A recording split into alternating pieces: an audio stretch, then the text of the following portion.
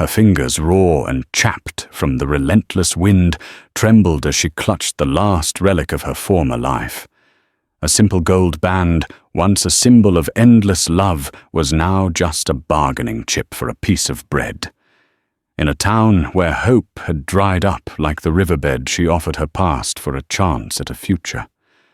But when she was met with cold refusal, a voice cut through the silence, deep and steady as the mountains themselves. It belonged to a man with eyes that saw more than just a desperate woman. They saw a flicker of a fire that had yet to be extinguished, and his words would change everything. "Gold isn't what we need," he said, his gaze locking onto hers. "You are." What did he see in her? And what secret was his family hiding that made a starving stranger more valuable than gold? The answer lies buried in the heart of a struggling ranch, a bitter feud, and a love that would be forged in the unforgiving crucible of the Wild West. Rosalie Vance felt the grit of Redemption Gulch under the thin, worn soles of her boots. It was a texture she'd come to know intimately, the fine, pervasive dust that settled on everything, a constant reminder of a land that promised prosperity, but delivered mostly thirst. The town itself was little more than a single wide scar of a street gouged between a handful of raw-timbered buildings. Their false fronts leaned against the vast, indifferent blue sky of the Montana Territory like tired old men. Each gust of wind was a sigh carrying the scent of horse, sweat, stale whiskey, and the faint, heartbreaking smell of baking bread from a saloon she couldn't afford to enter. Her stomach a hollow and aching cavern, twisted with a hunger so profound it had become a part of her. It had been 3 days since her last proper meal, a shared stale biscuit with a family heading east, fleeing the very dream she was chasing. They had looked at her with pity, a lone woman, too pale and too finely dressed, even in her now tattered traveling suit, for this harsh country. Her husband Robert had died of fever. 200 miles back, his dreams of a new life in the West buried with him under a crude wooden cross. All they had owned was gone sold for medicine that didn't work, and passage that led her to this dead end. All she had left was the ring. It was a simple gold band, warmed by the memory of Robert's hand, placing it on her finger in a sun-dappled chapel back in Boston. It was her last connection to a life of books, soft linens, and polite conversation. Now its smooth weight was an anchor dragging her down. She pushed open the door to the general store, a bell above it giving a tinny, cheerless jingle. The air inside was thick with the competing aromas of dried beans, cured leather, and chewing tobacco. A portly man with a magnificent grey mustache and suspenders stretched taut over his belly stood behind the counter, polishing a glass jar. He eyed her entrance with the practiced disinterest of a man who saw desperation walk through his door a dozen times a day. "Help you," he grunted, his voice as dry as the floorboards. Rosalie approached the counter, her heart a frantic drum against her ribs. She felt the eyes of 2 grizzled prospectors by the stove on her back, their gazes as rough as their calloused hands. She had to swallow twice before her own voice would work. "Sir, I have no money," she began the words, tasting of shame. "But I have this. It's pure gold. I was hoping to trade it for some provisions. Just enough to get by. Some flour, bacon, coffee." She slid the ring from her finger. The motion felt like a betrayal, a final severing. She placed it on the rough-hewn wood of the counter. It seemed to glow in the dim light, a tiny sun of a forgotten world. The store owner, a Mr. Fincher, according to the faded sign outside, picked it up. He pinched it between a thick thumb and forefinger, holding it close to his eye. He then tossed it onto the counter, where it landed with a small metallic click, that echoed the closing of a door in Rosalie's soul. "Sorry, Mom," he said, not sounding sorry at all. "Got no use for gold trinkets. Can't eat 'em. Can't plant 'em. And the men who have coin to spare for such things ain't interested in a plain little thing like that. They want flash." He gestured with his head toward a locked case containing gaudy brooches and silver-plated buckles. "Now, if you'll excuse me." He turned back to his jar. Tears pricked at Rosalie's eyes, hot and furious.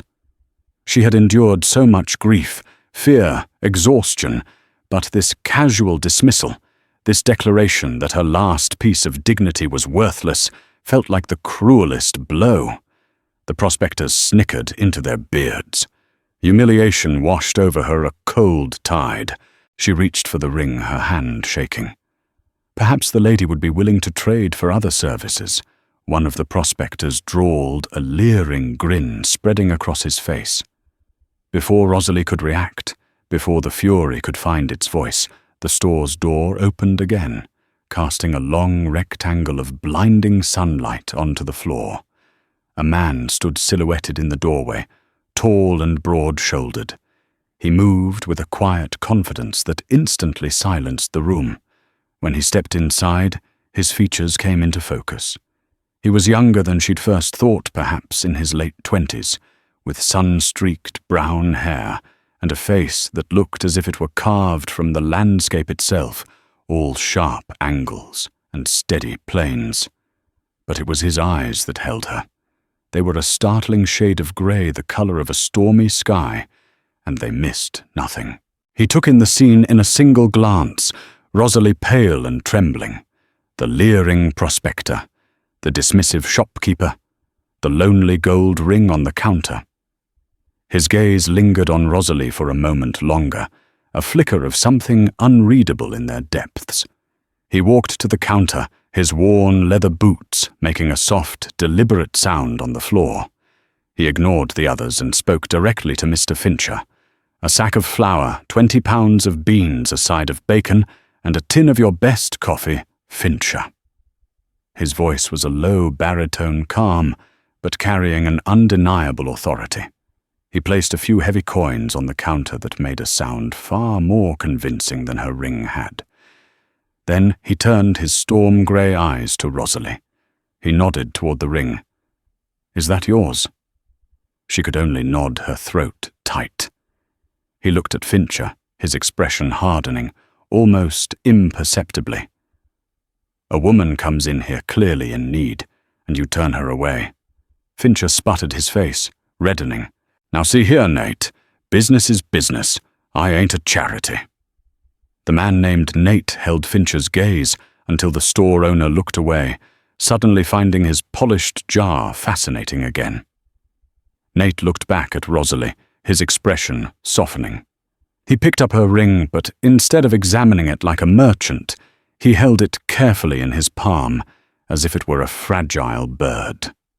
"My father's ranch, Sterling Creek, is a day's ride west of here." He said, his voice quiet, meant only for her. "We could use a hand. It's not easy work, but it's honest. A roof over your head, 3 meals a day." Rosalie stared at him, bewildered. A stranger, offering charity. Her pride, though battered, was still alive. "I can't accept," she whispered. "I have nothing to pay you with." He closed his hand over her ring, and then gently, incredibly took her own hand and pressed the ring back into her palm, closing her fingers around it. The warmth of his touch was a shock, a spark of life in the cold numbness of her despair. He looked directly into her eyes, and the world seemed to narrow to the space between them. "Gold isn't what we need, Mum," he said, his voice low and serious, carrying a weight she couldn't yet comprehend. "You are." The journey to Sterling Creek was made mostly in silence, a silence that felt more thoughtful than awkward. Nathaniel Sterling, or Nate, as he'd introduced himself, was not a man given to idle chatter. He rode a powerful roan gelding with an easy, ingrained grace, leading a pack mule laden with the provisions he'd purchased. He had insisted Rosalie ride his horse while he walked alongside a gesture of old-fashioned courtesy that felt jarringly out of place in the rugged landscape. Rosalie, perched uncomfortably on the wide saddle, watched the terrain shift. The dusty plains around Redemption Gulch gave way to rolling foothills, carpeted in sagebrush and dotted with hardy pines. The mountains loomed closer, their peaks like jagged teeth against the endless sky. Nate pointed out landmarks with a spare economy of words: Crow's Peak, the Devil's Wash, the stand of aspens that marked the beginning of his family's land. Her mind replayed his strange words from the store. "You are what we need." What could he possibly mean? She was a widow, a destitute traveler. She could read and write, play the pianoforte, and manage a household staff skills as useless here as a silk fan in a blizzard. Was he simply a kind man taking pity on her? Or was there something else, something hidden beneath that stoic exterior? As the sun began its slow descent, painting the sky in fiery strokes of orange and purple, Nate stopped. "We're here." Before them lay a wide green valley, a startling splash of life cradled by the surrounding hills. A creek, the Sterling Creek, she presumed, snaked through it like a silver ribbon. In the center of the valley stood the ranch. It was larger than she had imagined, with a long, low main house built of sturdy timber and stone, a massive barn, several smaller outbuildings, and a web of corrals. But as they drew closer, she saw the signs of hardship Nate's confident demeanor had hidden. The main house needed a new coat of paint, its porch railings were splintered, and a section of fence around a distant pasture had collapsed, the posts lying on the ground, like fallen soldiers. The place had strong bones, but it was weary, as if it were sighing under the weight of a long struggle. A young woman, barely 16, burst from the house, wiping her hands on an apron. She had the same sun-streaked hair as Nate, but her eyes were a warm, gentle brown. Her face, etched with worry, broke into a relieved smile at the sight of them. "Night your back," Father was getting worried. Her eyes fell on Rosalie, and her smile faltered, replaced by wide-eyed curiosity. "Penny, this is Mrs. Rosalie Vance," Nate said, his voice softening as he spoke to his sister.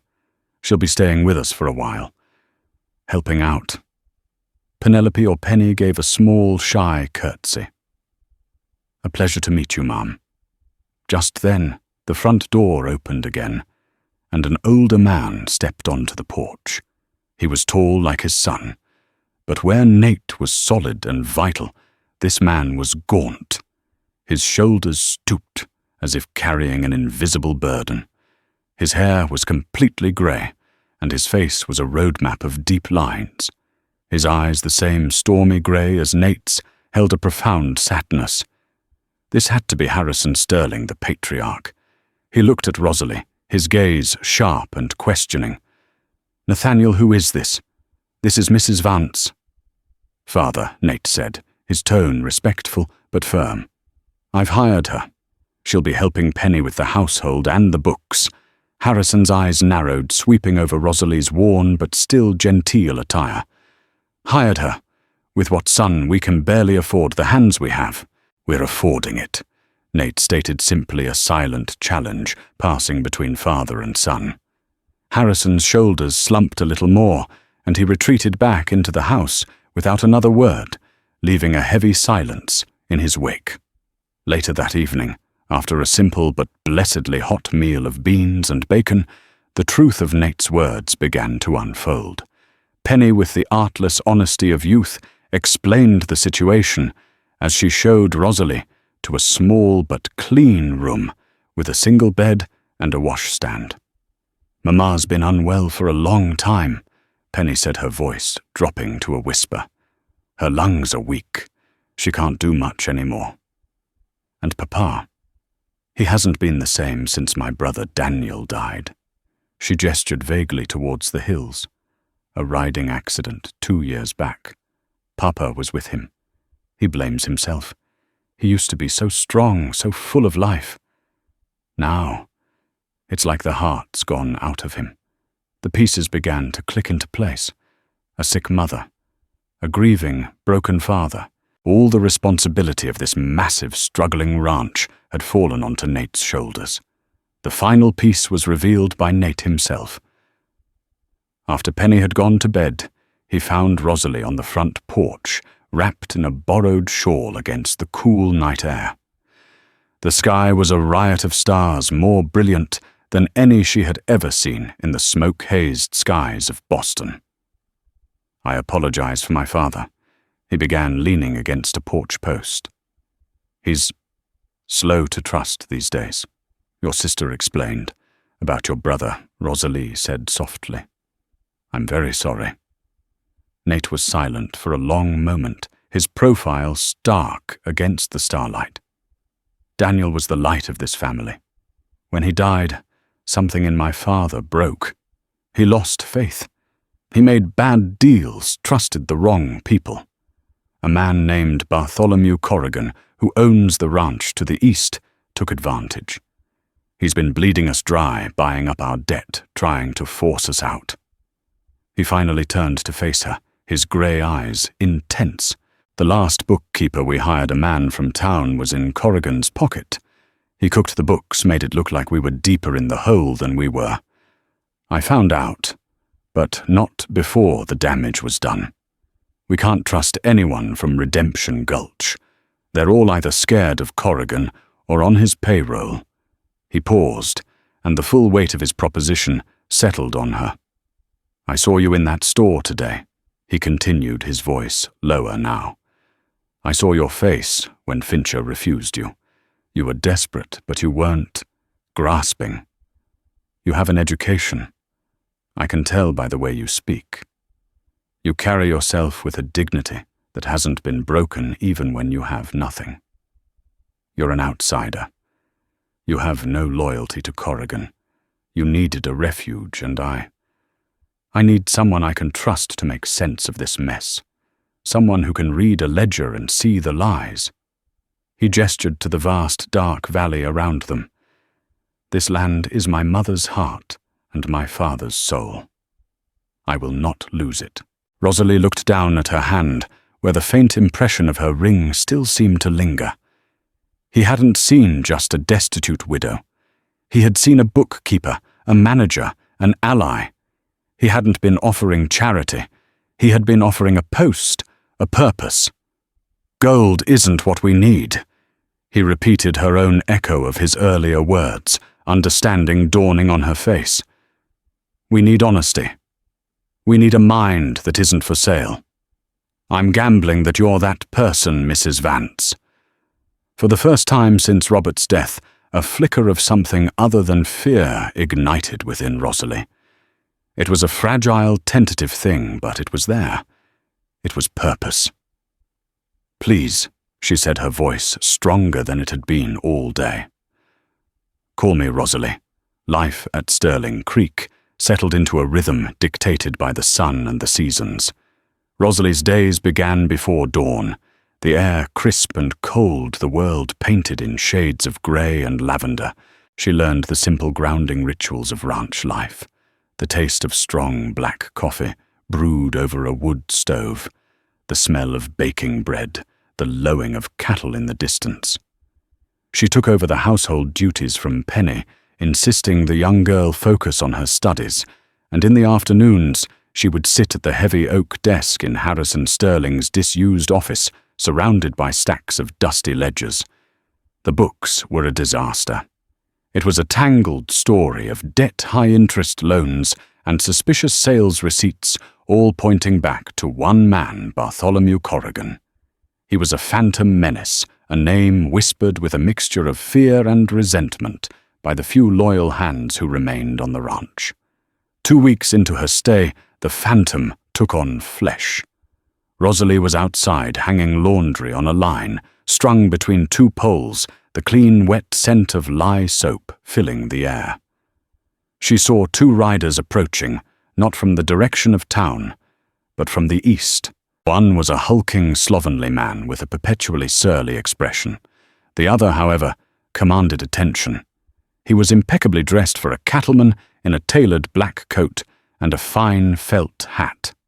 He was handsome in a predatory way, with a neatly trimmed moustache and eyes as cold and black as river stones. He rode his horse like he owned the very ground it stood on. Nate intercepted them before they reached the house, his stance casual, but his body taut as a coiled spring. Rosalie found herself frozen, her hand clutching a damp bedsheet, unable to look away. "Corrigan Nate," said his voice, flat and devoid of greeting. "You're on my land. Just a neighborly visit." "Sterling, the man," Corrigan replied, his voice, a smooth, oily baritone that slid over the skin like a snake. "Checking to see if you've come to your senses about my offer." He smiled, but it didn't reach his eyes. "This is a lot of land for a broken-down old man and one boy to handle. I'm prepared to be generous. Take it off your hands, relieve you of your debts. The only debt I'm concerned with is the one you manufactured with your crooked bookkeeper." Nate shot back, his voice dangerously low. "This ranch isn't for sale. Not now, not ever." Corrigan's smile vanished. "Pride is an expensive luxury, Sterling. One I don't think you can afford." His cold eyes swept over the ranch, lingering on the peeling paint and the dilapidated fence. Then his gaze found Rosalie.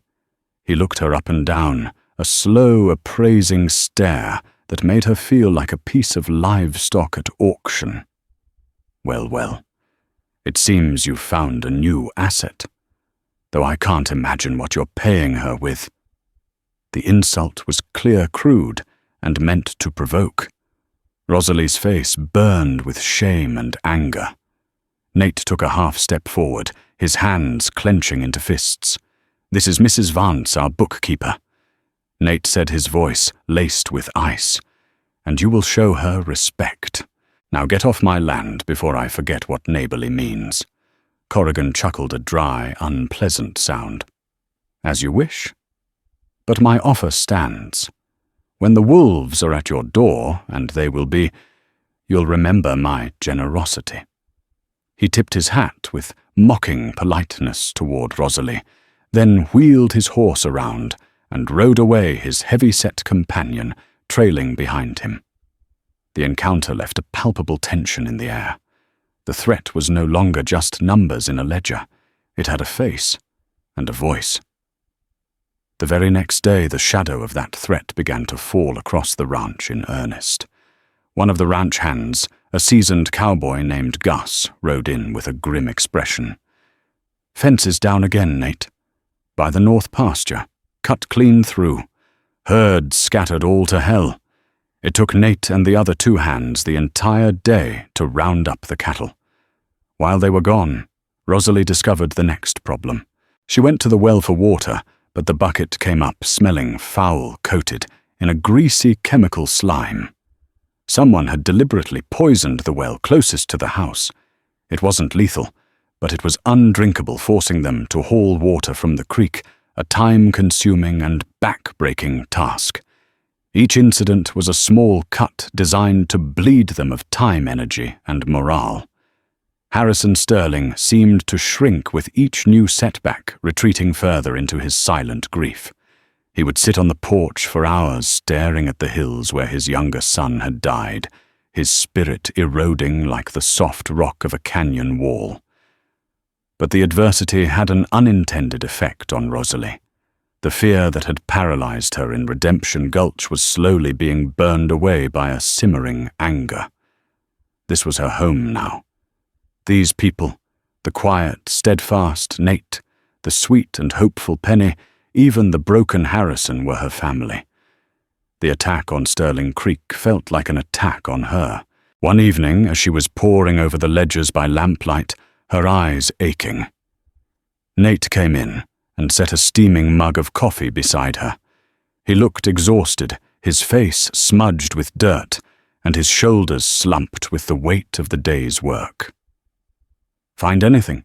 he asked, his voice rough with fatigue. "More of the same," she said, pointing to a column of figures.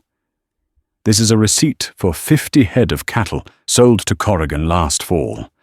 The price is a third of what they were worth. Your father's signature is on it, but it looks shaky. Forced. She looked up at him. He's been doing this for 2 years, hasn't he? Small things. Cutting fences, spooking herds, sabotaging equipment. And then when your father is at his lowest, he appears with a lowball offer or a high-interest loan. He's not a rancher. He's a vulture. Nate nodded grimly, staring into the flickering flame of the lamp. He's patient. He thinks he can just wait for us to break. Then we can't break. Rosalie said, a fierce determination hardening her voice. She looked from the ledger to his tired face. We have to fight back, Nate, not with fists or guns, but with this. She tapped the ledger. There has to be a mistake in here, a lie big enough to expose him for the cheat he is. Nate looked at her, truly, looked at her, and for the first time, she saw something beyond the weary rancher. She saw a glimmer of the man he might have been before his brother's death, before the weight of the world had settled on him. It was a look of surprise, of respect, and of a shared, burgeoning hope. "All right, Mrs. Bookkeeper," he said, a ghost of a smile touching his lips. "Let's find his lie." In that moment, they were no longer just an employer and an employee, a rescuer and a victim. They were partners. And in the heart of the beleaguered Sterling Creek Ranch, a quiet rebellion had just begun. The days that followed were a silent war, waged with ink and paper. Rosalie worked relentlessly, her fingers becoming smudged with black ink, her mind a maze of numbers, dates, and signatures. She compiled a new clean ledger, cross-referencing every sale, every purchase, every loan agreement. With Nate's help, she began to unravel the intricate web of deceit Corrigan had woven around Harrison Sterling. Nate would come in late at night, after the endless work of the ranch was done, and sit across from her at the desk. He would explain the intricacies of cattle pricing, water rights, and land deeds. She in turn would explain the language of accounting, showing him how a misplaced decimal or a forged signature could steal a man's legacy. In the quiet intimacy of the lamplit office, sharing coffee and a common purpose, a bond formed between them, strong and unspoken. She saw the quick intelligence behind his weary eyes, the deep love he had for his family, and the stubborn pride that refused to let him fail. He in turn saw the sharp mind and resilient spirit that her genteel background had concealed. He started calling her Rosalie without the formal Mrs. Vance, and the sound of her name on his lips felt both natural and strangely thrilling. One afternoon, chasing a stray calf, Penny took Rosalie to a secluded part of the property, a small canyon carved by the creek. At its heart was a grove of cottonwood trees and a simple rough-hewn cross. "This is where it happened," Penny said softly. "This is where Daniel fell." Rosalie stood in respectful silence, imagining the terrible scene. She looked at the cross, then at the surrounding terrain. The canyon walls were steep, the ground rocky and treacherous. "Papa says he should have known better," Penny whispered, tears welling in her eyes. "He said Daniel was showing off riding too fast and he didn't stop him. He says he just watched him fall. He carried him all the way back to the house, but it was too late." The story told in that quiet, sad place gave a new depth to Harrison's grief. It wasn't just sorrow. It was a profound, soul-crushing guilt. He wasn't just a broken man. He was a man who believed he had failed in his most fundamental duty as a father. Rosalie's heart ached for him. She returned to the ledgers with renewed vigor. This wasn't just about saving a ranch anymore. It was about restoring a family, about giving a good man a reason to look up from his grief and fight again. The breakthrough came on a sweltering afternoon, a week later. Rosalie was examining a large, official-looking document, the original deed for the Sterling Creek property, signed by Nate's grandfather. Beneath it was a more recent loan agreement with Bartholomew Corrigan, secured against the entire ranch. The collateral was everything they had. The terms were predatory, the interest rate astronomical. Harrison's signature at the bottom was a barely legible scrawl. But something else caught her eye. It was a map attached to the original deed, outlining the property lines. It was old and faded, the lines drawn in a spidery hand. She compared it to a more recent survey map that had been filed with the loan. For the most part, they matched. But in the far northeastern corner of the property, a rugged, seemingly useless stretch of badlands, the line on the new map was different. It had been subtly redrawn, ceding a small L-shaped parcel of land to Corrigan's adjacent property. It was only a few acres. Worthless, rocky land. Why would Corrigan bother to alter a deed for a patch of dust and rock? She showed it to Nate that night.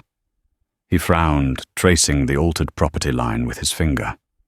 The North Spur. That's what my grandfather called it. It's good for nothing. Can't graze it, can't farm it. It's just a maze of canyons and rocks. Why would he want it? It has to be important, Rosalie insisted. People like Corrigan don't do things without a reason that involves profit. A thought struck Nate. My grandfather used to talk about that land. He said it held a secret. My father always dismissed it as old man's foolishness. Something about the heart of the valley. The phrase hung in the air between them. The heart of the valley. It sounded like something from a storybook, not a land dispute. We need to ride out there, Nate said, his eyes alight with a new fire. We need to see what he's trying to steal from us. The next morning, as the sky was just beginning to pale from black to purple, they rode out. They didn't tell Harrison or Penny where they were going, not wanting to raise false hopes. The air was cool and clean, and the sound of their horses' hooves was the only disturbance in the vast silence. As they rode, Nate spoke of his brother Daniel. Not of his death, but of his life. He told Rosalie how Daniel had been the wild one, full of laughter, and daring, the one who could charm a bird from a tree. He spoke of how he, Nate, had always been the serious, responsible one, the protector. I was supposed to be watching him that day. Nate confessed, his voice thick with an emotion he rarely showed. I was mending a fence on the west pasture. Father took him out alone.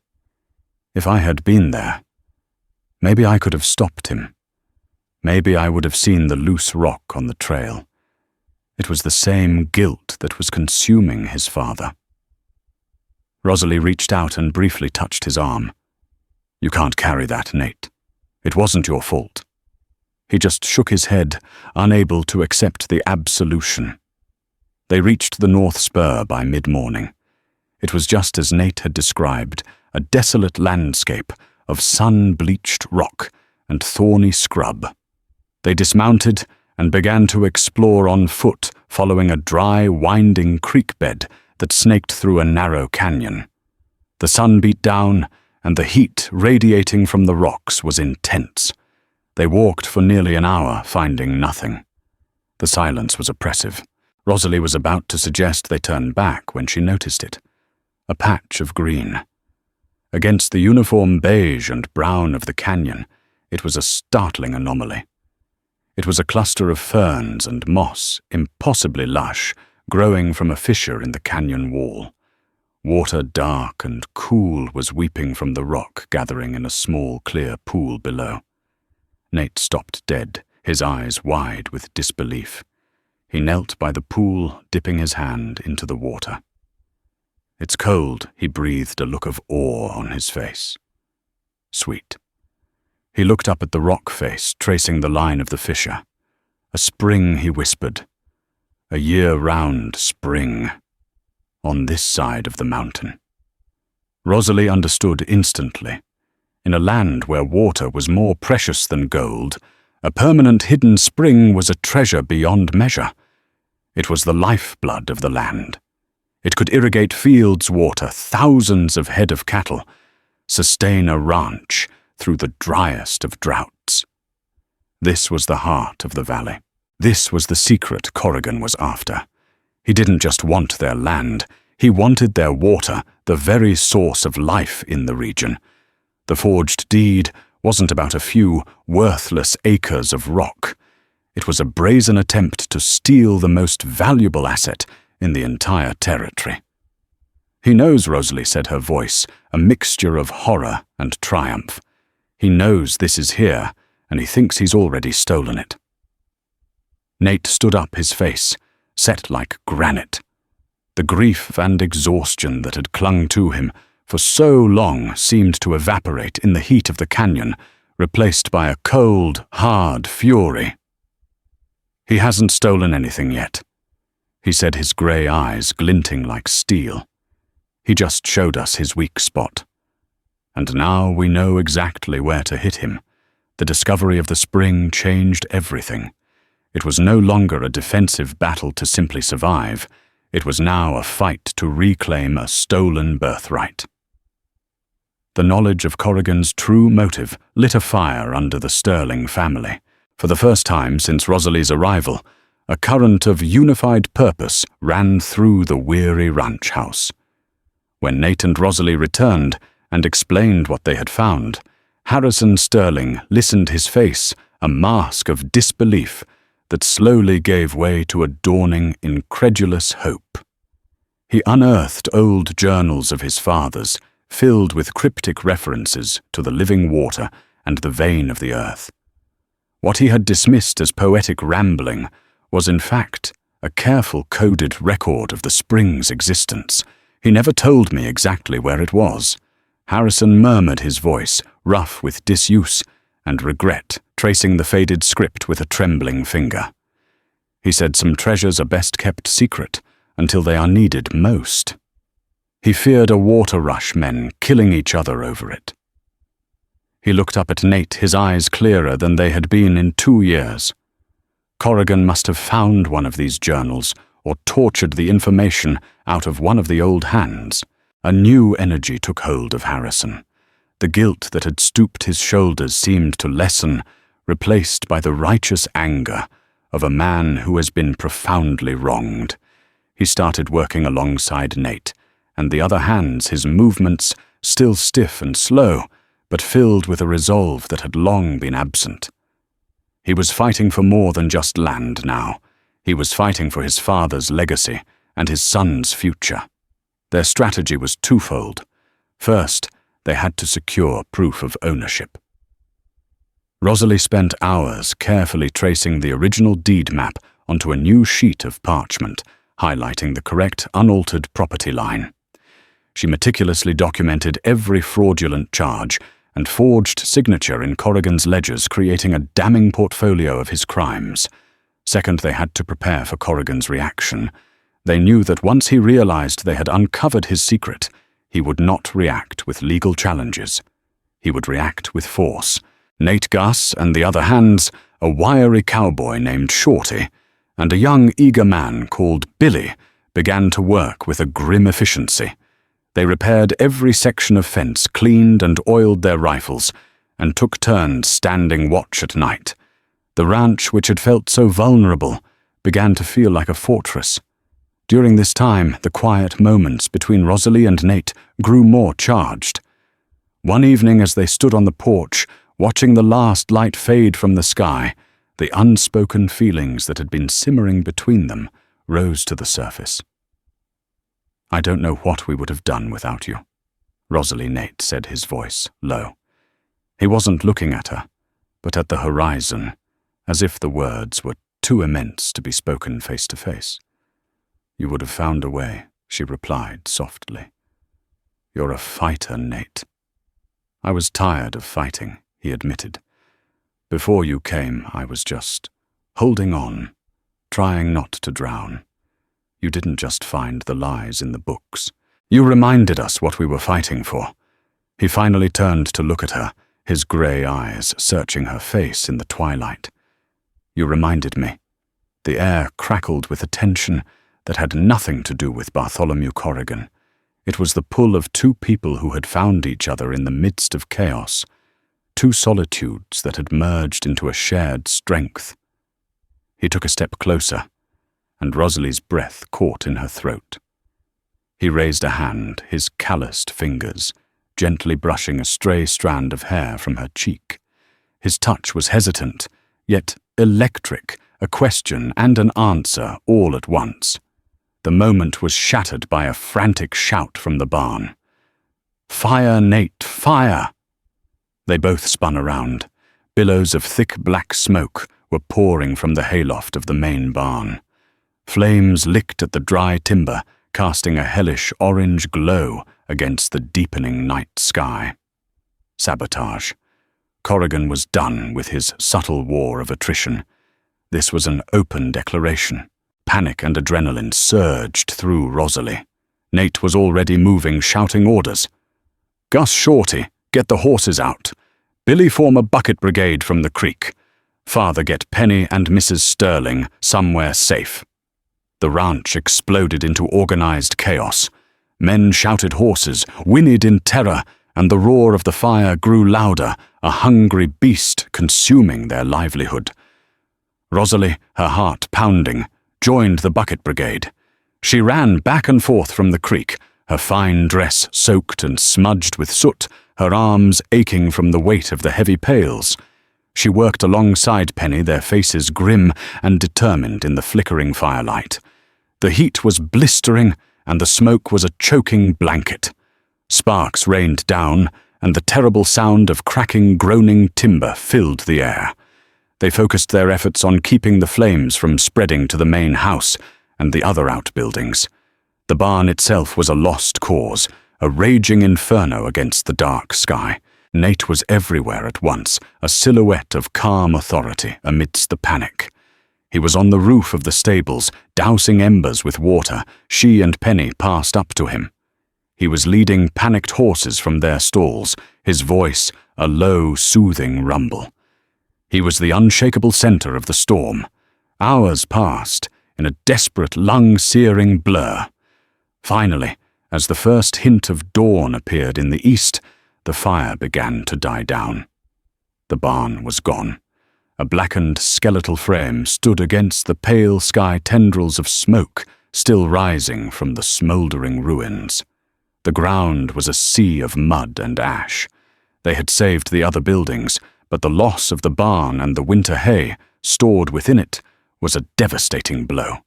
They stood together, a small, exhausted, soot-stained group, watching the sun rise on the wreckage. Harrison Sterling had his arms around his wife, who had come out onto the porch, wrapped in a thick blanket, and his daughter. His face was a mask of grim resolve. The fire had been meant to break them, but it seemed to have burned away the last vestiges of his despair, forging it into steel. Nate walked over to Rosalie. His face was black with soot. His shirt was torn, but his eyes were clear and hard. He looked at the ruined barn, then at her. "He's getting desperate," Nate said, his voice raspy from the smoke. "This isn't the move of a man who is confident he's going to win. This is the move of a man who's afraid he's about to lose everything." Rosalie looked at the determined faces of the family around her, at the loyal hands who had fought beside them all night, and she felt a surge of pride and belonging that overwhelmed her exhaustion. "Then let's not keep him waiting," she said, her voice steady. They all knew what had to be done. The fight could no longer be contained to the ledges and fence lines of Sterling Creek. It was time to take the battle to Redemption Gulch. It was time for a reckoning. The ride into town felt different this time. Rosalie was no longer the desperate, starving widow who had crept into Redemption Gulch weeks ago. She sat tall in a borrowed saddle on a steady mare, a satchel containing the meticulously organized evidence of Corrigan's fraud resting securely behind her. She rode beside Nate, who was flanked by his father and their 3 ranch hands. They were not a posse seeking vigilante justice. They were a family seeking righteous restitution, their faces set with a quiet, unshakable purpose. The town buzzed with news of the Sterling's barn fire. As they rode down the main street, people stopped to stare.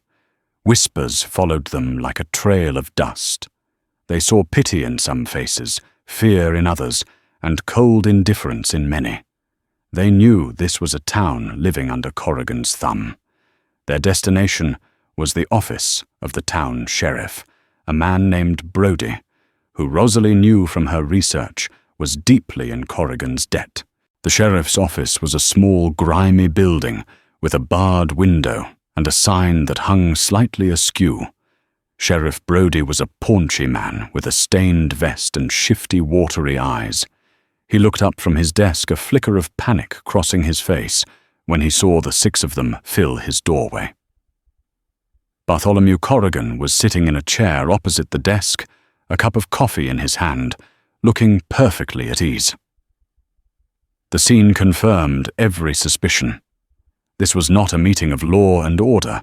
It was a meeting of co-conspirators. "Well, well," Sterling Corrigan said, a smug smile playing on his lips. "Come to report a bit of bad luck I heard about your barn. A terrible shame. Dry lightning, I suppose? We both know lightning had nothing to do with it." Corrigan Nate said, his voice dangerously calm. He stepped forward and placed the heavy satchel on the sheriff's desk. "We're here to file a formal complaint, for arson, for cattle rustling, and for fraud." Rosalie stepped forward, opening the satchel. She laid out the documents one by one. The forged loan agreement, the doctored sales receipts, the 2 maps of the property, the original and the fraudulent one. "This is a copy of the original deed to the Sterling Creek Ranch," Sheriff Rosalie explained, her voice clear and steady, betraying none of the fear churning in her stomach. "And this is the map filed with the loan Corrigan holds. As you can see, the property line has been illegally altered to grant Mr. Corrigan ownership of a section of land known as the North Spur." Corrigan's smile tightened. Sheriff Brody licked his lips, his eyes darting from the papers to Corrigan's face. "This land contains a freshwater spring." Rosalie continued, her voice rising to be heard by the small crowd that was beginning to gather at the open door, drawn by the confrontation. "A spring, mo." Corrigan intended to steal bankrupting the Sterlings in the process, to gain a monopoly on the water in this entire valley. A murmur went through the crowd. Water was everyone's concern. This accusation was far more serious than a simple land dispute. Corrigan laughed, a harsh, dismissive sound. "This is absurd. The woman is hysterical. These are just papers. My deal with Harrison Sterling was perfectly legal. He was a desperate man making a desperate deal. Isn't that right, Harrison?" He turned his cruel gaze on the older man, expecting to see the broken shell he had tormented for 2 years. But the man who met his gaze was not the Harrison Sterling he knew. This Harrison stood tall, his eyes burning with a cold fire. "The only thing I was, Bartholomew, was grief-stricken. And you took advantage of that grief like a coyote picking at a corpse. You preyed on my family. You preyed on my weakness. But that ends today." Harrison's voice boomed with a long-lost authority, and the crowd outside grew silent, listening intently. Sheriff Brody, sweating profusely, finally spoke. "Now see here. This is a civil matter. It's just your word against his. There's no proof of any wrongdoing." "Isn't there, Sheriff Nate?" said, turning his piercing grey eyes on the lawman. "We have a sworn affidavit from a man in Cheyenne, a master forger.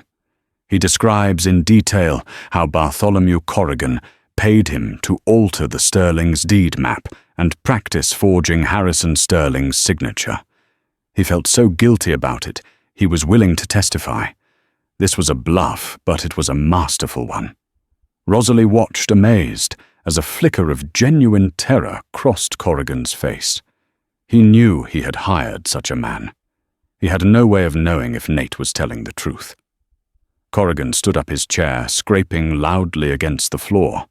His mask of civility was gone, replaced by a snarl of pure malice. This is a lie, a desperate fabrication.